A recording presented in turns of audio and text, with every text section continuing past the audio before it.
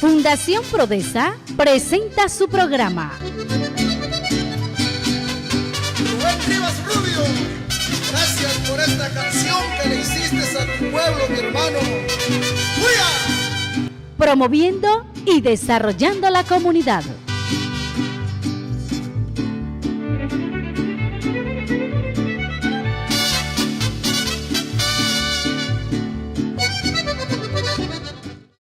Hola amigos y amigas televidentes, qué alegría compartirles nuevamente este programa Prodesa promoviendo y desarrollando la comunidad. Esperamos se encuentren bien y esperando con mucho entusiasmo el fin de semana. Hola Sobeida, contame cómo estuvo el transcurso de tu semana. Valesca, esta semana ha sido súper espectacular para mí. He experimentado muchas cosas buenas, me he encontrado con muchas cosas muy lindas, he aprendido mucho en esta semana. Las personas que hemos entrevistado en esta semana nos han enseñado mucho y pues gracias a Dios me ha ido muy bien. Estaremos en este programa Linda Valesca Rocha y quien les habla, Sobeida Ortega Hernández, colaboradoras voluntarias de los proyectos sociales de Fundación Prodesa. Huigalpa, ciudad de bellos parques y centros turísticos multiculturales. Tus paisajes y tradiciones adornan tu bello nombre. Cruzando tu bella ciudad, Dios nos regala el río Mayales, que es donde se forma este bello paisaje. El Salto de Huigalpa nos da la locación de esta semana. Esperemos disfruten de este su programa que hemos preparado para ustedes, fieles televidentes. Fundación Prodesa hace tributo a nuestra historia chontaleña, ya que está rica en historia, cultura, leyendas y paisajes sin descubrir y explorar. En este programa les hablaremos de las haciendas más grandes y fructíferas en los tiempos de la conquista española. Don Gregorio Mena, historiador de nuestro municipio, nos relata cuál de las haciendas fue más desarrollada en aquel entonces y de qué manera aportaban para las fiestas patronales de Huigalpa. Estamos con don Gregorio Mena Bolaño. Don Gregorio nos va a hablar de cómo se fueron desarrollando las primeras haciendas en Chontales. Las haciendas aquí en Chontales, para Huigalpa la primera pues Hato Grande. Había otra hacienda, el Arrayán, el Atillo, que quedaba una parte que quedaba para Coyapa y otra parte que era de Huigalpa, el municipio de Huigalpa. Estas haciendas eran totalmente, la mayoría eran sitios abiertos, o sea, no eran potreros, bosques bastante. Había bastante fauna silvestre, por ejemplo, habían leones, habían tigrillos, coyotes. En esa serranía de Hato Grande había muchos coyotes. Ahí en la hacienda, ahí se oían pues los coyotes, porque había ganado, en esa serra había ganado. Y el coyote se alimenta pues de animales vivos, venado y terneros ahí los mataban en ese cerro. Hay un señor Chamorro que fue dueño ahí, hay un padre, se me olvida el nombre, y los Maliaños. Ya el doctor Juan Bautista Sacasa, expresidente de Nicaragua, le compró a doña Peregrina Maliaño a Hato Grande. Esa hacienda tenía como 30.000 manzanas. Decían las personas ya de edad de aquí de Huigalpa que el ganado venía hasta cerca aquí o sea, pasaba el río Las Limas y venía hasta aquí cerca de Huigalpa, el ganado. Porque era como te decía anteriormente, eran sitios abiertos, pocos potreros, se curaba con criolina, ¿cómo se llama? El gusano. La gente no desparasitaban. Entonces, poco a poco se ha ido modernizando, se ha ido tecnificando y ya ahora hay pastos mejorados, razas de lechera, razas que también la ocupan de doble propósito. Ya los toros, las razas que eran para toros de fiesta, todo eso desapareció. Como no cambiaban los toros, se iba degenerando la raza, iban siendo más pequeños pues. Comenzaron a traer razas como el Brahman, el Cebú, el Nelor. Para ir a Granada tenías que ir a dormir a Puerto Díaz. El transporte era a caballo, había un carro, se me olvida, de una señora Wilford. Las carretas, el transporte eran las carretas. Que llevaban, hubo un momento que nace el Puerto Díaz. En Puerto Díaz estaba San Ubaldo, donde sacaban el oro de las minas. Después ya fue Puerto Díaz, pero Puerto Díaz también embarcaban ganado. Al principio de 50 se hace la exportación de ganado de los novillos para el Perú. Y el mayor exportador fue el presidente Anastasio Somoza García. ¿Cómo vino el ganado? Hay unas cosas que yo no les creo. Por ejemplo, que dicen que el ganado de Granada se venía para Chontales. Yo creo que es al revés. De Chontales se fue para Rivas. Rivas no ha tenido el potencial ganadero como lo ha tenido Chontales y lo tiene actualmente. Que tal vez ahora los finqueros ya tienen la extensión de poca extensión, pero con más tecnificado, es otra cosa. Como explotación ganadera, Chontales creo que fue primero que Granada. ¿Qué haciendas, don Gregorio, abastecieron las fiestas patronales de Juigalpa? La principal fue Hato Grande. Hato Grande prestaba toros de 40 a 50 toros. Venían los montadores, eran campistas que montaban, sorteaban, lazaban. Ellos, como las fiestas se montaban 3 días, 14, 15, 16, entonces habían campistas que los mandaba de la hacienda, porque hubo un tiempo que mi papá fue administrador, mandaba esos campistas para que cuidaran los toros, entonces los llevaban. En la mañana, ellos me dormían encerrados, en la mañana los sacaban a la finca, una finca de don Humberto Mongrillo, el otro del río, de Pagmuca. Las carretas, porque la barrera se hacía, todos los años se desarmaban, entonces Hato Grande daba madera, incluso pagaba al hombre que cortaba la madera y el bejuco para amarrarla, y las carretas. Habían carreteros de aquí de Juigalpa que también iban, Gregorio López, Teodoso López, un señor Manuel Miranda, que eso de Juigalpa. De Hato Grande eran otros, Santiago Guillén, Pastor Zamora, Juan Zamora y otros, pues, que eran los carreteros, eran bastantes carreteros para que venían para acá. Ese día es un gran acontecimiento, pues, porque hay alegría con música, y lo otro, porque ya se sentía, pues, la euforia de la fiesta, pues, la alegría. Y entonces esa barrera se desarmaba en cuando terminaba, pues. ¿Desde cuándo la fiesta? Del 24, creo que del 24 de mayo de 1724, aparece ya la iglesia como Nuestra Señora de la Asunción. ¿Desde cuándo? No se sabe cuándo la fiesta. Sí que comenzaron a montar frente al parque, hay fotos de eso. Montaron después frente al costado norte de la catedral, que era la iglesia, pues, de Regina Mundi, que ahí fue. La barrera la pasa en 1958, ya se monta en Pueblo Nuevo. Hubo un año que envenenaron los toros, porque aquí en Nicaragua pues, estaba ya el rechazo por la permanencia de los Somoza en el poder, y de una u otra manera había manifestaciones, pues. Entonces le pusieron unos toros, como 3 o 4 toros. Yo me acuerdo muy bien que ese día que llevaron al veterinario Cristiano Santos Sierra, fue a ver y él diagnosticó el veneno, pero no sé ni cómo. Me acuerdo que un hijo de Catarrán, Chentillo, montó un toro y el toro se iba caminando, pues. Y él se bajó, había bebido, pero no fue en gran cantidad. Yo me di cuenta de quiénes fueron, unos amigos, pero claro, eso del lado público porque ya murieron ellos, el régimen desapareció. Participaron Julio Duarte, que le Chichina, Gilberto Guadamú y Ricardo Baltodano. Esos fueron. Ahí me lo dijo, pues platicó Chichina. Chichina era conservador y opositor. El ingeniero Marlon Vargas, escritor e historiador de Juigalpa, nos comparte un poco sobre la historia en leyendas de Hato Grande y cuál de las muchas haciendas se destacaron más en nuestro municipio, y a la vez nos informa sobre nuestra bella sierra chontaleña Amerrisque, y que también está llena de cultura y leyenda. Hola, estamos con don Marlon Vargas, historiador de nuestro querido Juigalpa. Aquí tengo su libro, Amerrisque, Los senderos olvidados de su historia y geografía. Él es el escritor de este bello libro. Él nos va a hablar un poco de la relación que tiene Juigalpa con la hacienda, Juigalpa y sus alrededores, las historias. Y efectivamente, hablar de Juigalpa, obligatoriamente tenemos que hablar un poquito de las haciendas ganaderas y específicamente las antiguas haciendas ganaderas que le han dado fama no solamente a Juigalpa, sino a todo el departamento de Chontales. Es muy difícil dar un poco de los orígenes de la ganadería en estas tierras. No sabemos exactamente en qué año vinieron los primeros animales bovinos a esta tierra, pero sí hay datos que nos indican que en los primeros años de la colonia española, después de inicio de los años 1500, el ganado que tenían los criollos españoles en Granada comenzaron a bordear la costa del lago Nicaragua y llegaron a tierras chontaleñas. A raíz de eso, muchos españoles asentados en Granada vinieron detrás de este ganado y venían pensando en cazarlo porque eran animales muy salvajes, se habían adaptado a este ambiente un poco montañoso. De toda esta práctica surge una actividad muy conocida y muy popular en esa época, que era el arte de cuerear. Matar el animal, descuartizarlo, salar y componer los cueros y mandarlos a Granada. En este ambiente también nace un personaje que es muy chontaleño,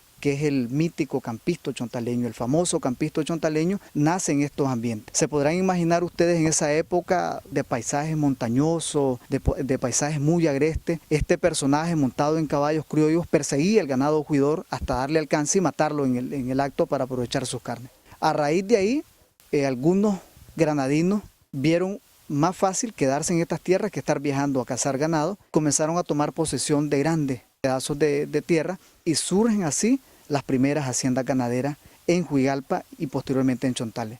Hay datos que apuntan a que una de las primeras haciendas ganaderas en estas tierras era Hato Grande, que no solamente es la más grande, sino también es el ícono de las haciendas ganaderas en estas tierras. El título de esta hacienda se remonta al año de 1640 y fue otorgado a nombre de don Diego Chamorro, un español originario de Sevilla, pero que vivía en Granada. A raíz de estos datos, la hacienda Hato Grande, como ícono de la ganadería en Chontales, ha comenzado a cambiar de mano en diferentes etapas de su vida.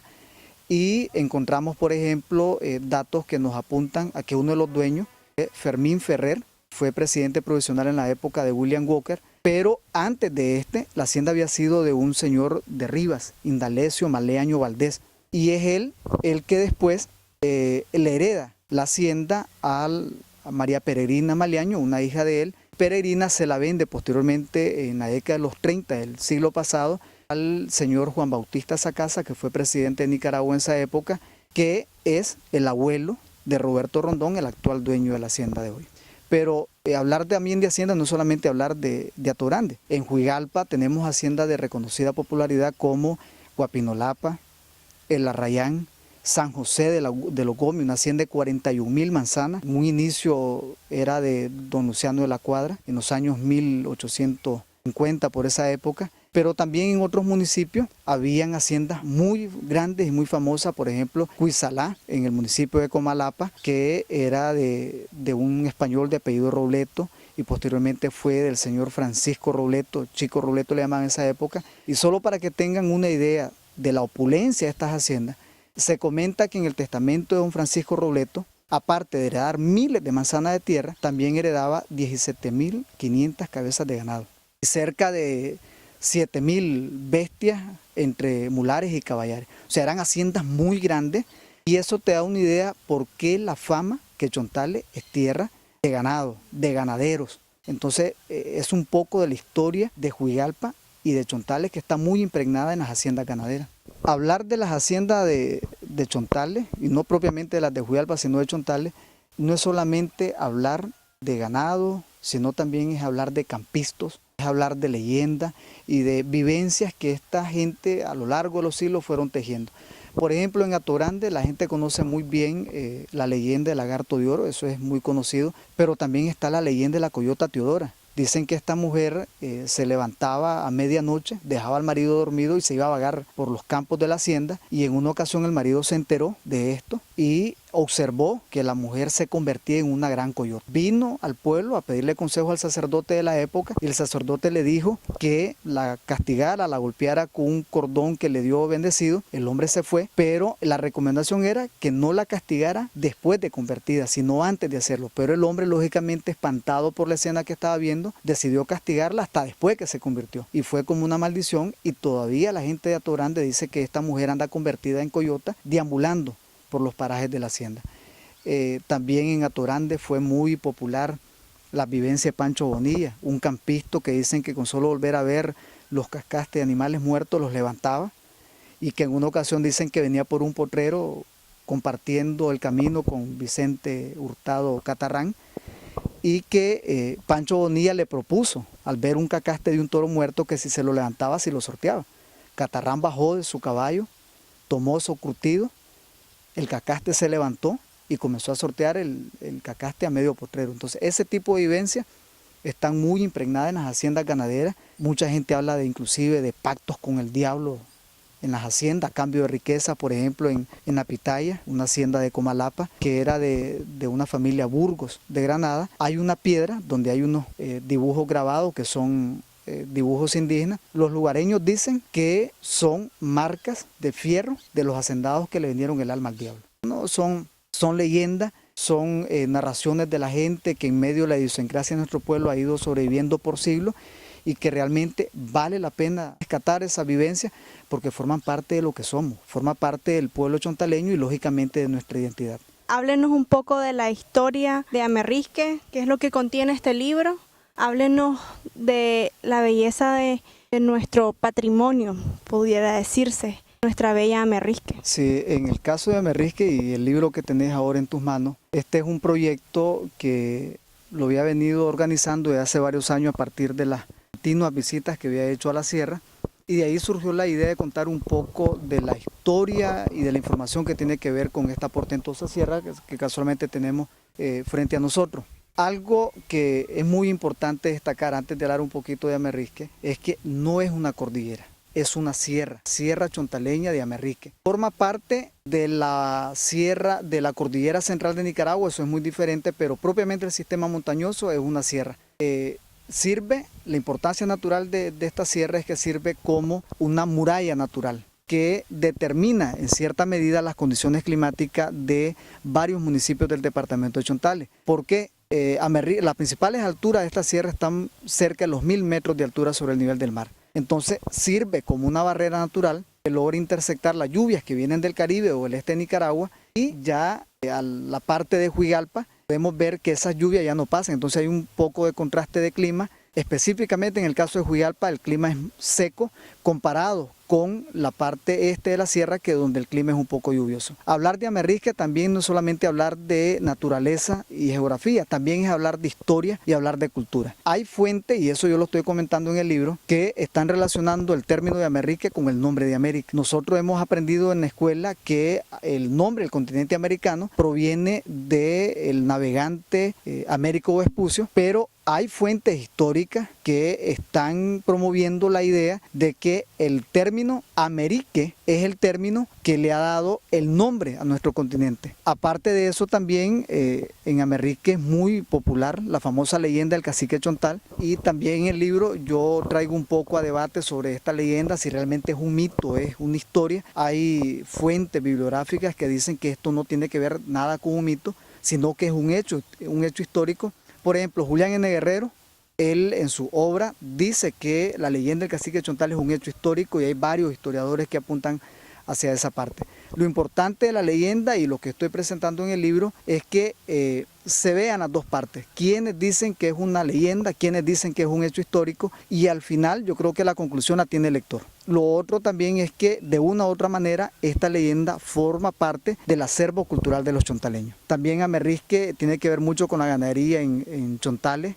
Una de las haciendas antiguas que está en Amerrisque es San Bartolo, que el dueño original era don Ramón Morales Perdomo, cuyo título recibió la corona española. Existe la tradición en Huigalpa y en Chontales que en el verano se lleva el ganado a la montaña, y era buscando mejores condiciones ambientales para el ganado, y lógicamente Amerrisque entra en escena porque el clima es muy fresco y es muy lluvioso, y eso permitía que varios hacendados se establecieran en esta zona y prosperaran en grandes haciendas ganaderas. Bueno, don Marlon, muchísimas gracias por la entrevista. Vamos muy contentos por esta entrevista. Está muy bonito todo lo que hablamos en cámara y fuera de cámara. Esperamos que haberlo conocido a usted nos abra nuevas puertas para nuevos proyectos.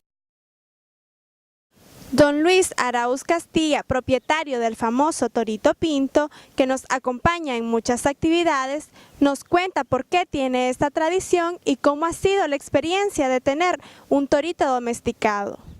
Estamos con don Luis Arauz. Luis, quiero que nos hable sobre la historia del Chiclán, del Torito Pinto, de cómo usted inició esta tradición de andarlo en las festividades que se realizan en Huigalpa. El objetivo de este espectáculo cultural es representar la cultura chontaleña. Realmente nació de una revelación de un sueño hace unos 25 años atrás, y ese sueño lo hice realidad, de que yo iba a tener un torito educado, y la manera como lo iba a educar, quiénes iban a ser los montadores y cuál era el objetivo.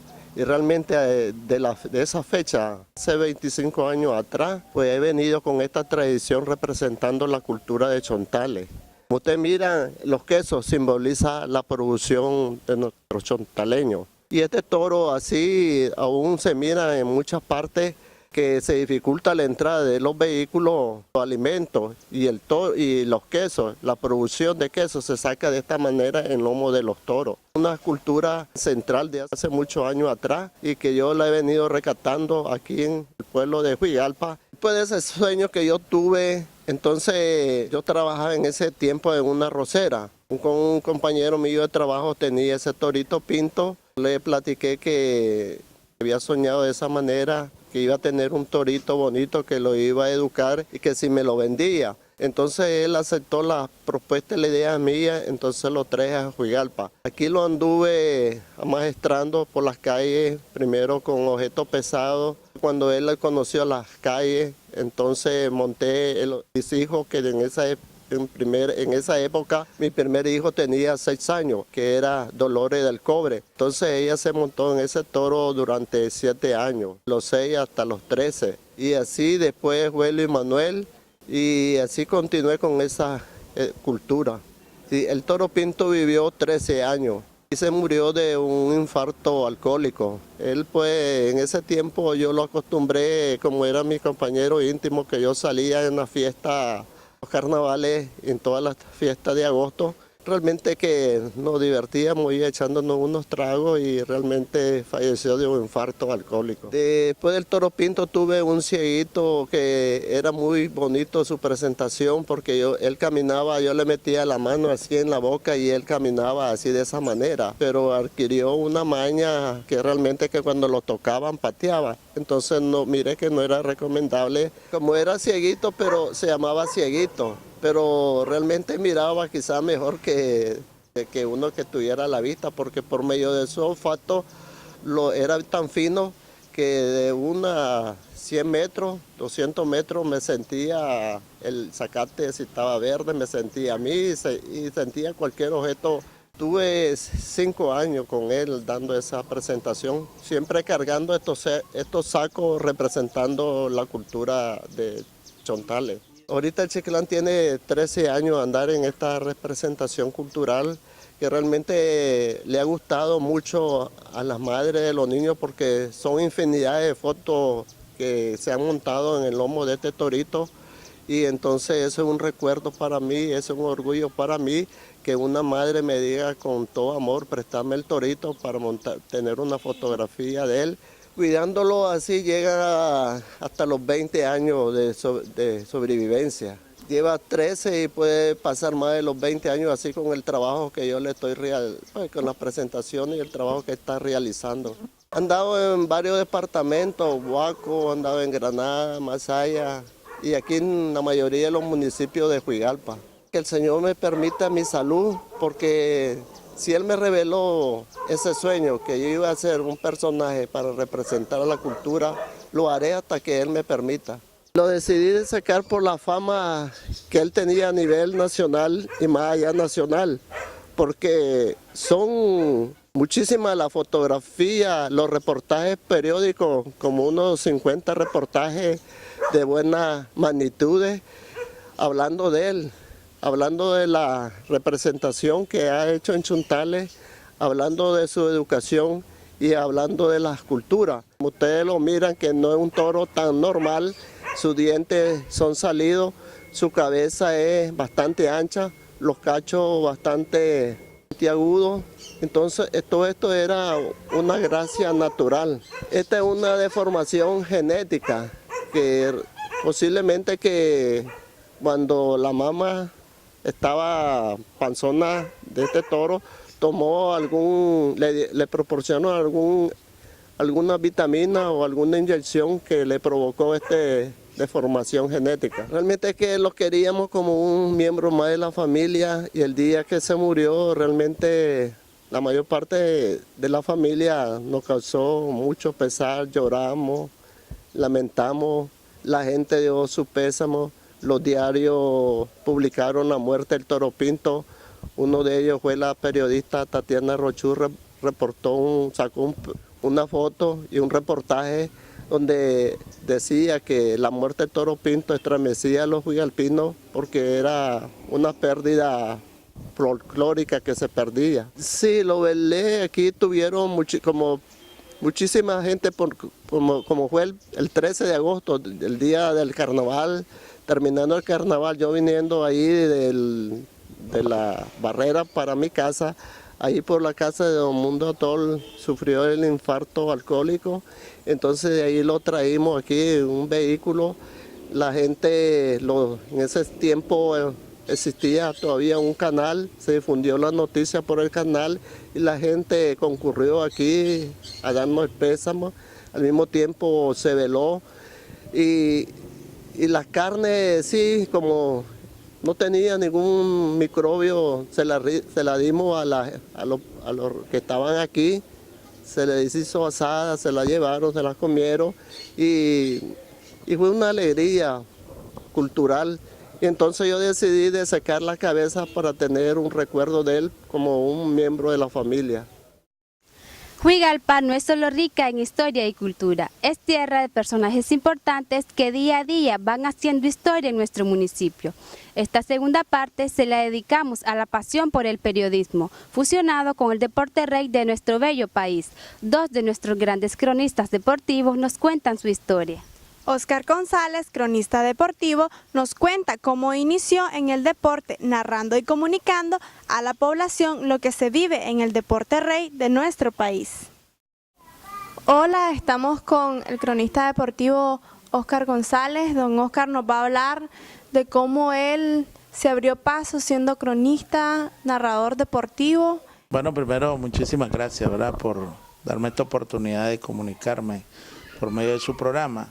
Sí, yo comencé como cronista deportivo en los medios de comunicación, aunque mi primera experiencia en radio cuando entré a un medio de comunicación fue de controlista.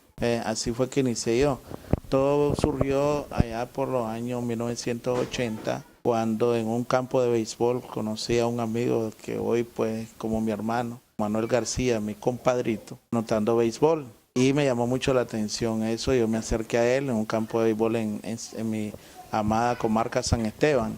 Pregunté yo a él de qué se trataba pues y me enseñó la hoja y ahí comenzó toda mi historia pues. Habíamos venido de Managua a San Esteban y de San Esteban con mi familia nos trasladamos aquí a Huigalpa.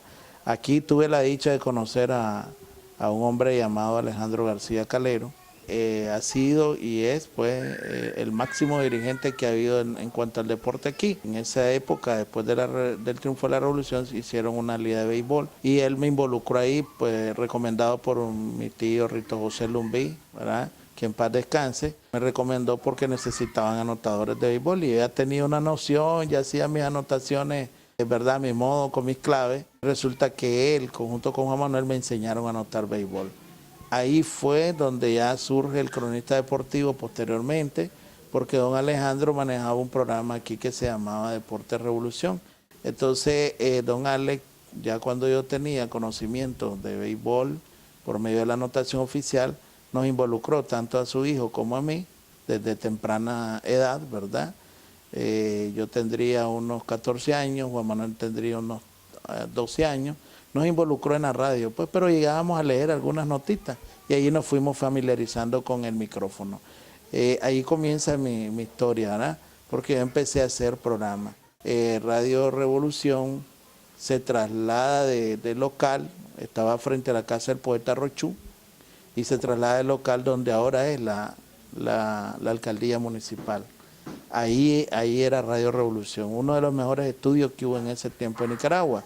Y resulta que como ellos se estaban ampliando, necesitaban gente nueva pues para la radio y nos hicieron una propuesta, siempre juntos, ¿verdad? El destino así fue, a Juan Manuel y a mí para que aprendiéramos a controlar. Ahí comenzó mi historia, aprendí rápidamente los controles y de cronista deportivo empezamos a narrar béisbol.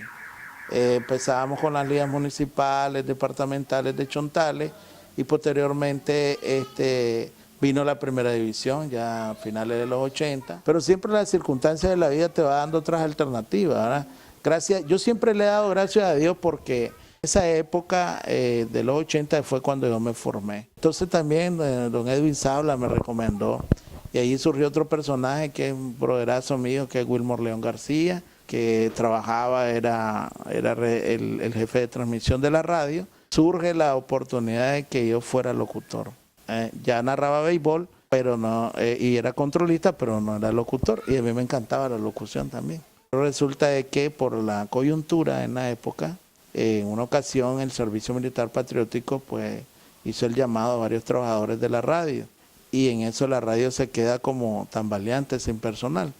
En aquella época se hacía vigilancia revolucionaria en las instituciones, entonces me tocó un turno una vez a mí y me quedé ahí, y Juan Manuel, mi compadre, estaba de controlista y y resulta que el locutor de la hora de las 10 de la noche a las 12 de la noche no llega. Y entonces estaba sin locución a radio. Eran 2 horas. Y Juan Manuel me impulsa que locute yo. Y locuta, no, le digo, la pueden cavar. Yo no estoy autorizado. Entonces esa anécdota nunca se me olvida. Porque agarré el micrófono pues, y me puse a locutar. Al día siguiente fue el escándalo, pues, porque yo creía que mi jefe, que era Wilmor León, no estaba escuchando. Y sí estaba escuchando. Y nos escuchó, pero mira qué bonito, esa anécdota dio la pauta de lo otro. Porque cuando llaman a mis compañeros al servicio militar, la radio se queda sin locutores, pues se queda con uno. Entonces ahora necesitaban un locutor y de urgencia. Cuando nos reunimos para ver quiénes eran, el mismo que me había regañado, Wilmor León, me recomienda a mí. Entonces nos prepararon para ser productores, para ser locutores, para hacer drama también, ¿verdad? O actuación radial. A principios del 2000 me gradué en técnico en comunicación social, en mi especialidad de locución, sí. ¿Verdad? Que ha sido una de las mejores experiencias que he tenido allá en la capital Managua. Pero yo me siento muy contento pues, de todo este recorrido. Conocí las últimas etapas de Denis Corea, por ejemplo, de Byron Blandino, la figura principal que tenemos aquí en Huigalpa. Don Byron fue jugador y buen dirigente y por eso la alcaldía municipal creó la orden Byron Blandino, que hoy por hoy se le entrega a los mejores deportistas de nuestro municipio. Yo afortunadamente yo ya ostento esa orden, ya la alcaldía municipal presidida por doña María Elena, la profesora María Elena Guerra Gallardo, ya me la entregaron y eso para mí es un gran honor. El medio de comunicación es mi pasión, es mi vida y es mi todo. Y es lo que soy, pues, es con lo que he mantenido también a mi familia. Y por cierto, pues quiero aprovechar también para agradecer a mi familia que siempre me han apoyado, pues a mis hijos y a mi esposa y a toda mi familia, a mi madre, a mis hermanos, que ellos siempre me han acompañado en este camino pues que surge desde 1985 hasta esta época, que ya veremos hasta dónde llegamos. Y quiero felicitarles por este programa. Me parece extraordinario que le den cabida pues, a figuras de toda índole. Hay que promover a nuestra gente, a nuestro municipio, a nuestros chontales. Y te deseo a vos lo mejor posible. Yo me emociono cuando gente joven como vos, como Will, que también ha surgido, ¿verdad?, en este mundo de la comunicación, pues vengan y me visiten en mi casa y ver pues que el relevo ahí viene para arriba y que ustedes están pues haciendo ya su papel en un mejor desarrollo con el mundo digital de ahora, pues porque la tecnología pues ahora facilita mucho más esto y es satisfactorio que también haya instituciones y empresas que se preocupen pues por patrocinar y llevar adelante programas como estos. Éxitos para todos y muchas gracias y saludos a todos sus televidentes. Juan Manuel García, cronista deportivo, nos habla de sus inicios como narrador de béisbol. También nos cuenta de su amistad con Oscar González y cómo los dos se fueron forjando en esta bonita vida.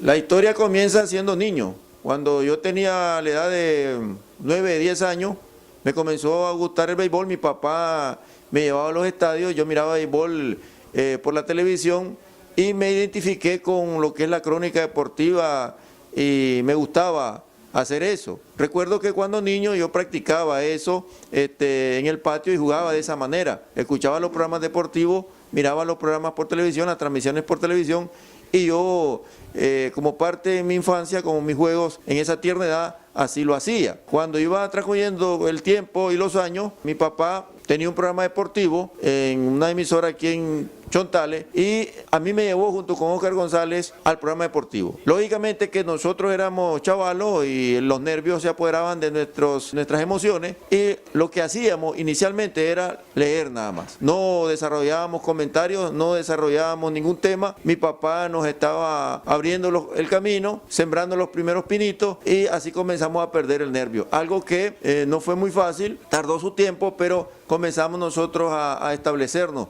En mi caso, pues también me fui estableciendo, pasé de leer notas deportivas, resultados o alguna crónica que yo leía, porque desde chavalo pues me gustó leer bastante, allá hacer comentarios. Así fui avanzando en esto de la crónica deportiva. Resumiendo un poco, podría decirles que a lo largo de estos años hemos tenido seminarios, cursos, hemos sido autodidactas en cuanto a leer mucho, a informarnos, porque el trabajo del cronista deportivo debe ser ese, estar bien informado, manejar todos los deportes o tener un conocimiento básico de todos los deportes y de las figuras deportivas. A lo largo de todos estos años me ha servido mucho el estar en aquellos tiempos en Radio Revolución. Luego de una pausa de 2 años regresé a la barbería Hermano García de mi papá y en el año de 1991 volví a Radio Centro, inicié pues con el proyecto de Radio Centro y ya son 22 años en la crónica deportiva. Había una señora ahí de doña Marquesa, ya falleció,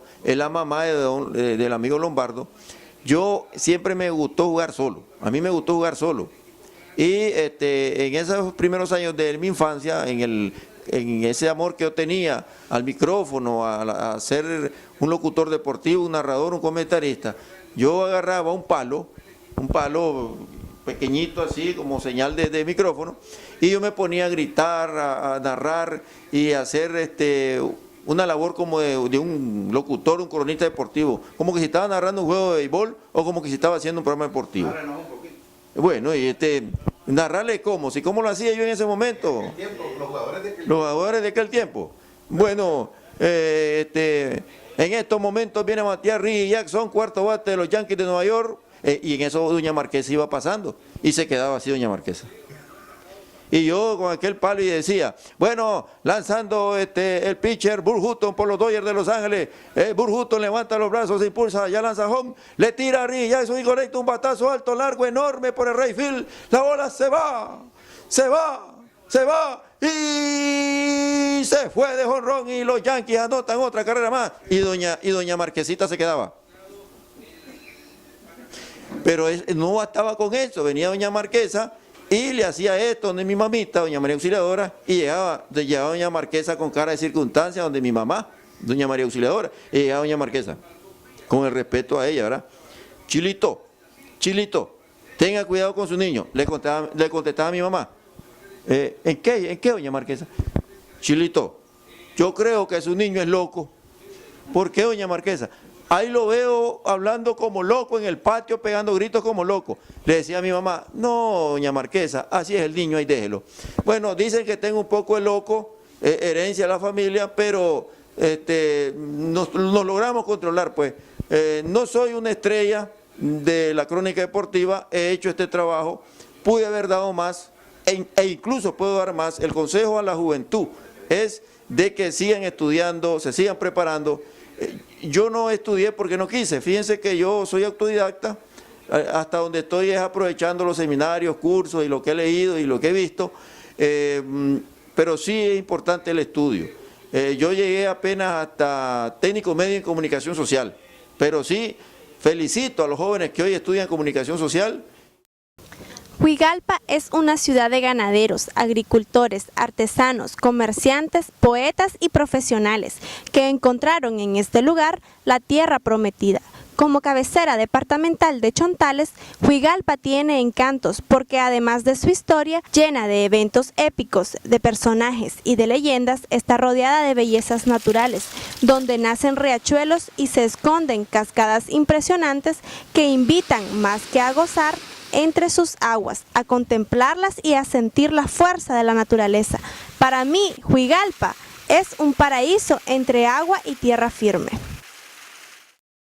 Fundación Prodesa les hace el llamado a todos los clientes que tienen créditos atrasados a que vengan a arreglar su situación. Queremos que sepan, ¿verdad?, que la Fundación Prodesa siempre ha estado presta a apoyarlo. Les vamos a presentar un testimonio, ¿verdad?, de uno de nuestros clientes que estaba atrasado y ya salió de esa situación. Soy originario de Nueva Guinea.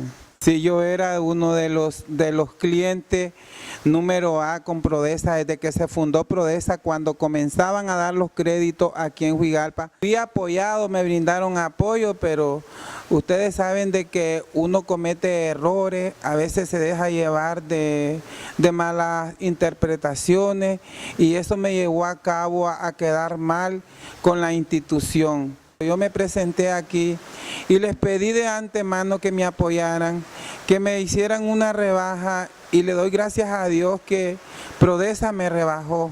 Está de la mano con el campesino, con el productor. Y yo les hago el llamado a todos los hermanos, a todos los compañeros de que tienen deudas aquí en esta institución, que se presenten, que no estén con ese martirio, con ese dolor de cabeza de que a veces a uno lo engañan, de que el gobierno va a pagar, de que el gobierno dice de que no paguemos. No es cierto, nosotros tenemos una deuda con esta institución que tenemos que pagarla. Es triste tener enredado sus derechos, sus bienes y que uno quiera vender una manzana y no la pueda vender porque la tiene enredada con alguna institución. Me siento agradecido porque gracias a Dios las instituciones están haciendo arreglos.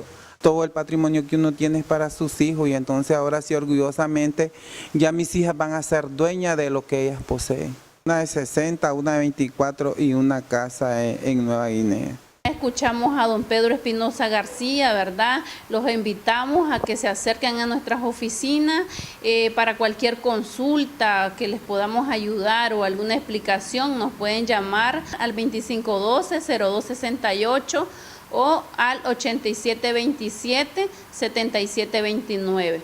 Con gusto los vamos a atender y saldrán satisfechos. La persona feliz jamás se afana por poseer mucho, disfruta plenamente de lo que tiene en calidad, no en cantidad. Solo hay 2 días en el año que no se puede hacer nada. Uno se llama ayer y el otro mañana. Por lo tanto, hoy es el día ideal para amar, creer, hacer y principalmente vivir. Amigos televidentes, ha sido todo en este programa. Esperamos este haya sido del provecho en sus hogares. Nos vemos la próxima semana con una nueva edición. Y recuerda seguirnos en Facebook y YouTube como Fundación Prodesa, todos los viernes a las 6 p.m. en Canal 20, los martes a las 6 p.m. en Canal 29 y en Claro TV Canal 48 los lunes a las 6 p.m.